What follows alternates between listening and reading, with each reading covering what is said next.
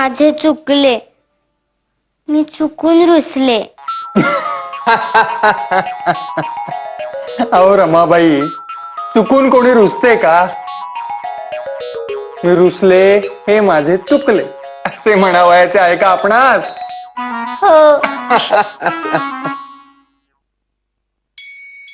हे काय? अहो या गणपतीला पाण्यात कोणी ठेवले? मी ठेवले.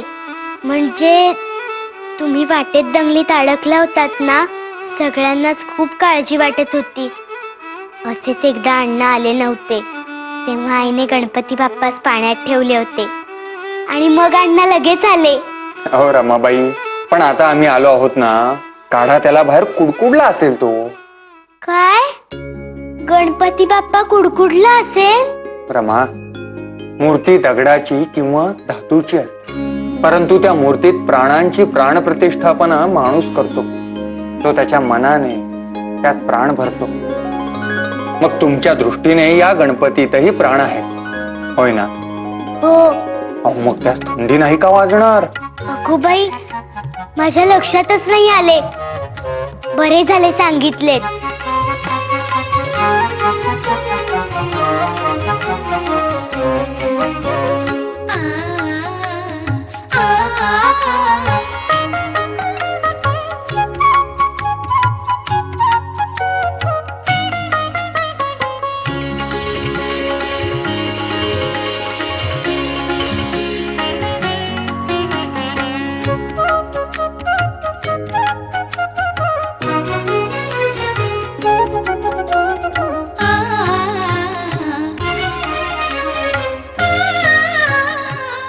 रमा, देव मूर्तीत नसतो, मूर्तीस देव मानणाऱ्या माणसाच्या मनात असतो.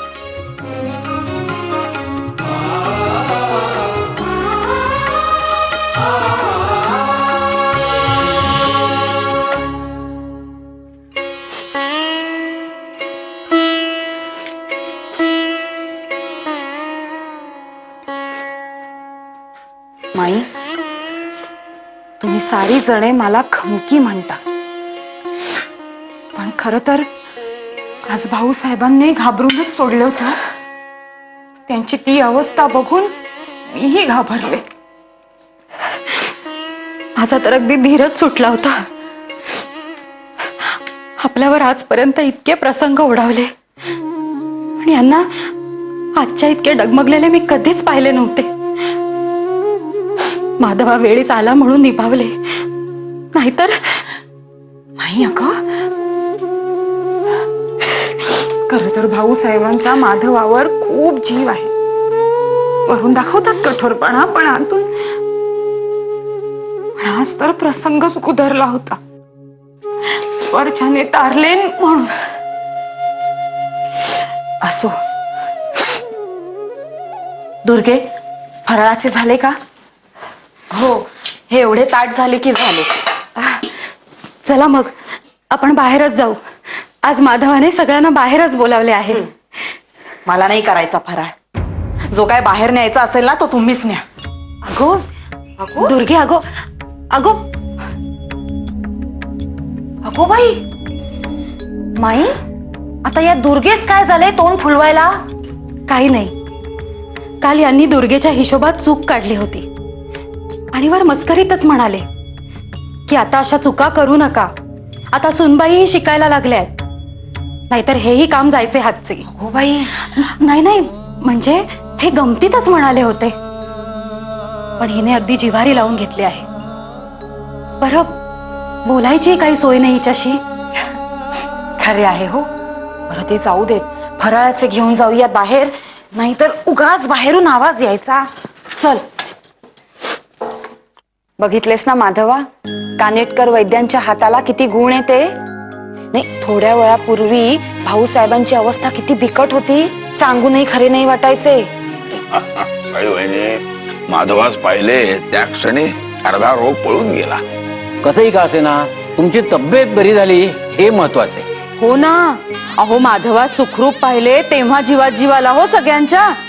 तरी मी म्हणतच होते हो की माधवास काहीही व्हावयाचे नाही. मग आमच्या यांनी लहानपणी माधवास उगीचच का वाचवले? अहो पुढे मोठे आयुष्य लाभले माधवास, म्हणूनच ना. मग अहो परमेश्वराची रचनाच असते मुळी तशी. वा, उत्तम पदार्थ आधी उत्तम बनवलेले आहेत. सुनबाई, कसं झालं माहेरपण? छान झाले. सगळ्यांना भेटून खूप बरे वाटले. पण आता पण काय? अहो, सांगा सांगा, ही सगळी आपलीच मंडळी आहेत, बोला. पण मला तिकडे चैनच पडत नव्हते. तुमच्या सगळ्यांची तर खूपच आठवण येत होती. अगो बाई, म्हणून आम्ही लवकर आलो. अहो, ही तर अतिशय चांगली गोष्ट आहे. काय मंडळी?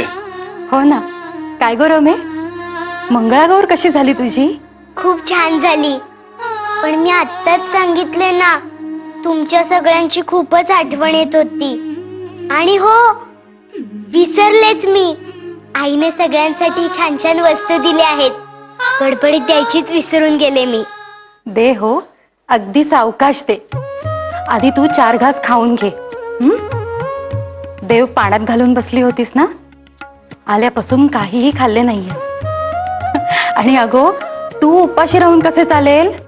रानड्यांची लाडकी सून आहेस हो तू. काय मोठे कौतुक चालवले. आम्ही सुद्धा लग्न होऊन आलो, आमचीही झाली मंगळागौर, पण कधी केले का कोणी कौतुक? हा, इतकी सुंदर दिसते मी, पण एका शब्दाने काही म्हणतील तर शपथ. सगळ्या लबाड आहेत, नुसत्या सगळ्या लबाड आहेत. मी सुंदर दिसते म्हणून जळतात माझ्यावर.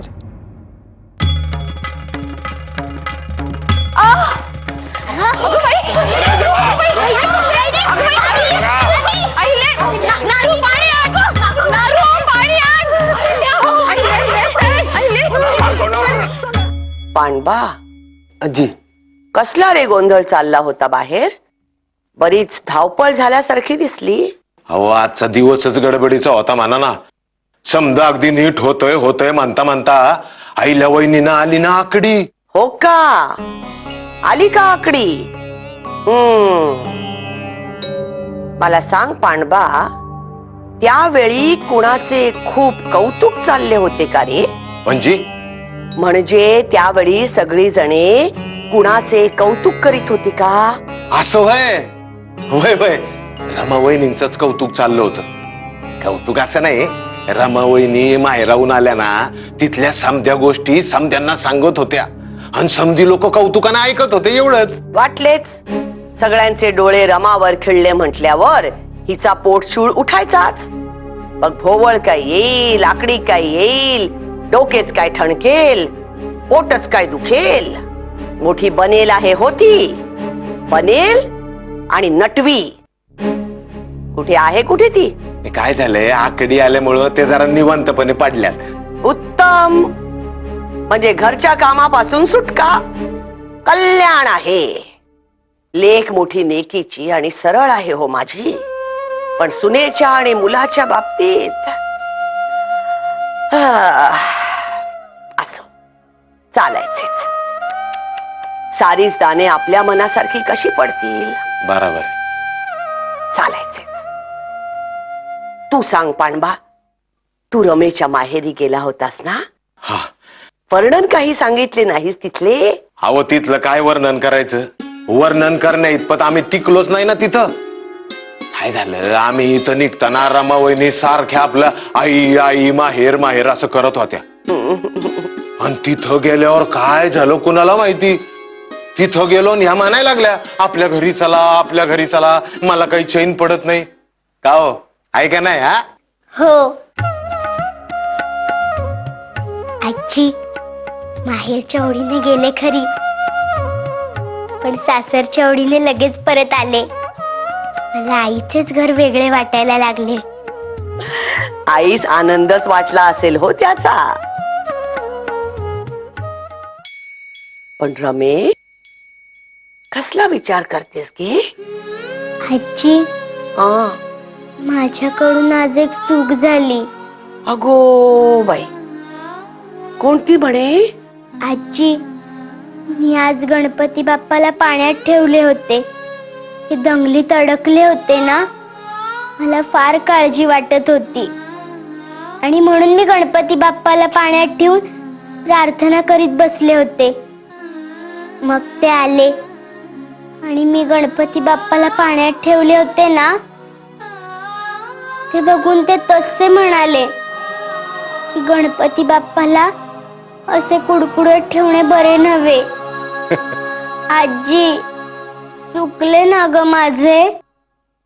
पण अण्णा जेव्हा संकटात असायचे तेव्हा आई सुद्धा अशीच करायची. अगो, घरची करती आहे ती ना, तू लहान आहेस अजून. असे काही करण्यापूर्वी वडीलधाऱ्यास विचारावे हो. कळले ना? हो आजी. रमाबाई, एक गोष्ट ध्यानात घ्यावयास हवी. आधीच तुमची 5-6 वर्षे फुकट गेली आहेत. एव्हाना तुम्ही पुष्कळ मजल मारली असते, परंतु आपणास हा वाया गेलेला सारा वेळ भरून काढावयाचा आहे. तेव्हा मन लावून कसून अभ्यास करावयास हवा. आणि मुख्य म्हणजे त्या अभ्यासात नियमितता हवी, म्हणजे या साऱ्या धडपडीचा उपयोग होईल. खरे ना? हो. बरे. आमच्या कामांचा व्याप लक्षात घेता इच्छा असूनही आम्ही आपल्या अभ्यासाकडे फार लक्ष नाही देऊ शकत. तेव्हा तुमच्या जुन्यात शिक्षिका शारदाबाई उद्यापासून येणार आहेत तुम्हा शिकवावयास.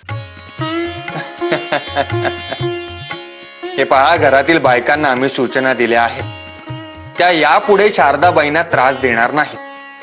परंतु तुम्हीही त्या आल्या म्हणजे अभ्यासच करा, नाहीतर जाल लगोरी खेळावयास. नाही.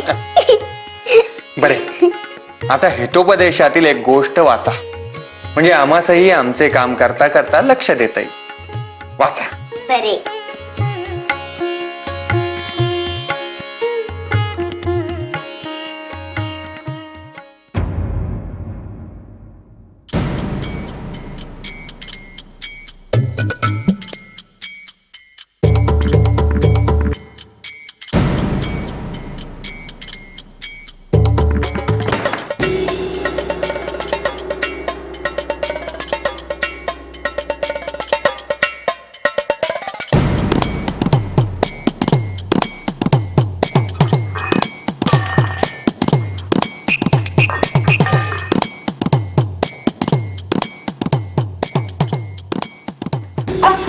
कसली सोंगे चालली आहेत तुझी?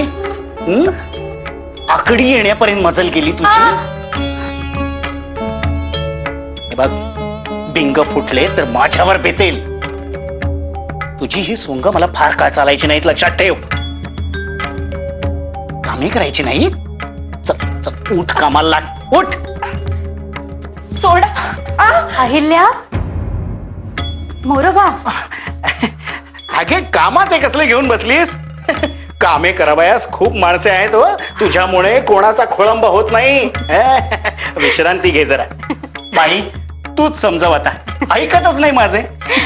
अहिल्ये, अगो काय ऐकते आहे मी? हा, आराम कर हो. अंथरुणातून उठावयाची काहीही गरज नाही, समजले? ही घे, पेस केली आहे. खाऊन घे आणि विश्रांती घे. माई, माई किती करतेस सगळ्यांसाठी? आम्हाच तर अशी भीती वाटते की आमची ही बायको कोल्हापुरात गेल्यावर कामे करेल की नाही म्हणून. काहीतरीच तुझे.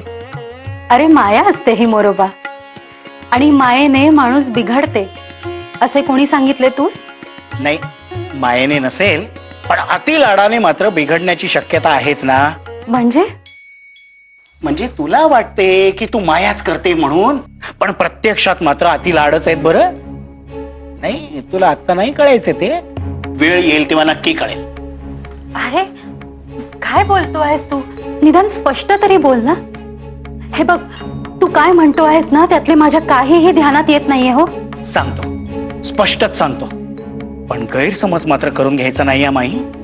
मला असे वाटते की आपण सारेच रमाचे जरा जास्त लाड करतो.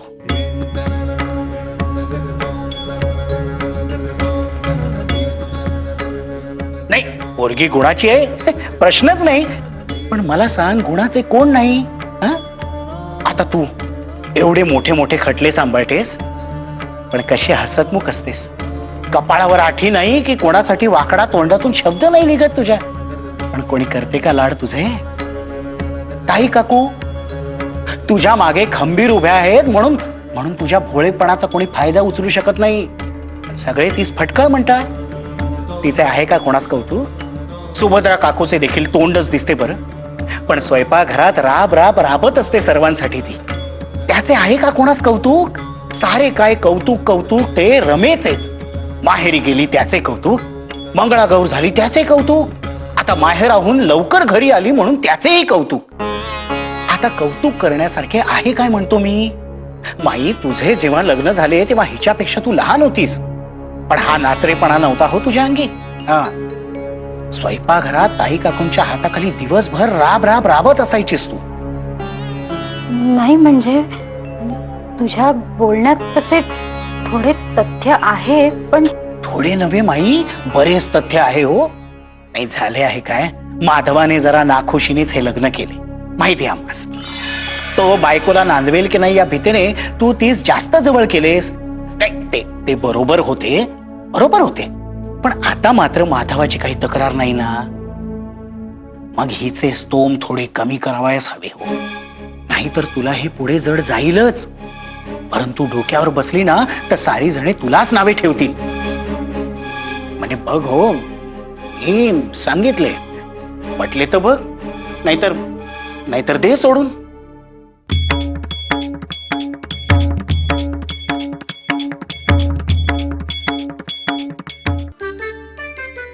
मोठ्याने वाचा. हो, वाचते. राजपुत्र म्हणाले, गुरुजी, मित्र लाभ हे प्रकरण ऐकण्याची आमची इच्छा आहे.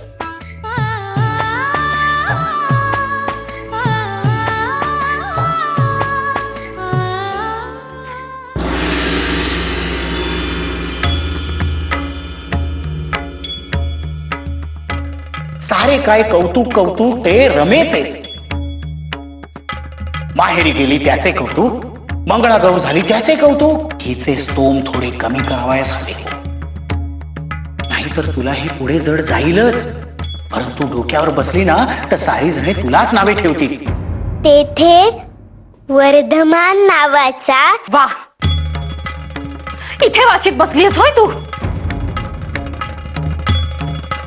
इथे वाचित बसलीस तू? छान चाललाय अभ्यास. तिकडे स्वयंपाकघरात काय मी एकटी नाही कामे करायची, तर ताई काकूंनी यायचे माझ्या मदतीसाठी. घरातल्या वडील बायकांनी घरात राब राब राबायचे आणि सुनबाईंनी असे छान पैकी अभ्यासाला बसायचे, वाचित बसायचे. उत्तम चालले आहे हो या घरात. त्याच्याकडे का बघतेस? माधवाला यात गो नकोस. मी सांगतेय ना, चल माझ्या बरोबर. माई, आता हे पुस्तक घेऊन स्वयंपाकघर आवरणार आहेस का? ठेवते इथे. चल, बघतेस मी आता तुला.